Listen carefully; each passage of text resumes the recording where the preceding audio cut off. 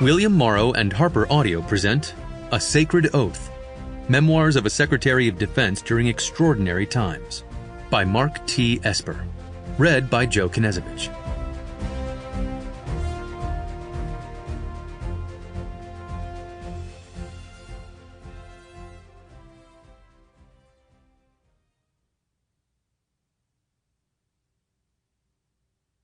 To my wife and best friend Leah, and our children Luke, Jack, and Kate. And to the West Point class of 1986, with whom I swore my first oath to the Constitution on July 1st, 1982, and for whom courage never quits. And to the men and women of the U.S. Department of Defense, who honor their sacred oaths each and every day, and in whom our great nation's safety, security, and future is entrusted.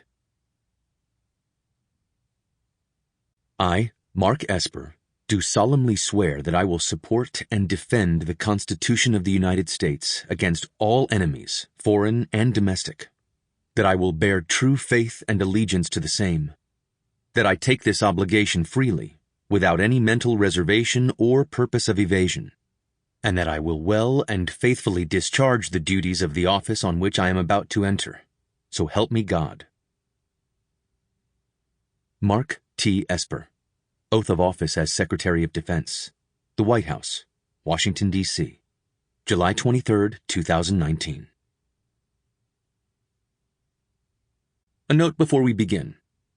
For appendices and notes from the print edition, be sure to download the accompanying enhancement PDF from your audiobook provider or go directly to www.harpercollins.com/pages/A Sacred Oath. For more detailed information on the life and career of Mark T. Esper, please visit his website at www.marktsesper.com. Introduction. A meeting like no other. "Can't you just shoot them? Just shoot them in the legs or something?" he asked. I couldn't believe the President of the United States just suggested the U.S. military shoot our fellow Americans in the streets of the nation's capital. The moment was surreal. Sitting in front of the Resolute desk inside the Oval Office, with this idea weighing heavily in the air, and the President red-faced and complaining loudly about the protests underway in Washington, D.C. When I accepted the job as Secretary of Defense the previous year, I knew I would face tough issues. Questions of war and peace, for example. But never anything like this. The good news? This wasn't a difficult decision. The bad news? I had to figure out a way to walk Trump back without creating the mess I was trying to avoid. This wasn't how I ever thought the first week of June 2020, or any week for that matter, would begin. Monday, June 1st, 2020 started like most others. I arrived early at the Pentagon after hitting the gym, did a quick review of the day's intelligence, and then picked through my read-ahead book for the tab on my 8 a.m. meeting, the Secretary's Weekly Policy Review, or SWIPR, as we called it.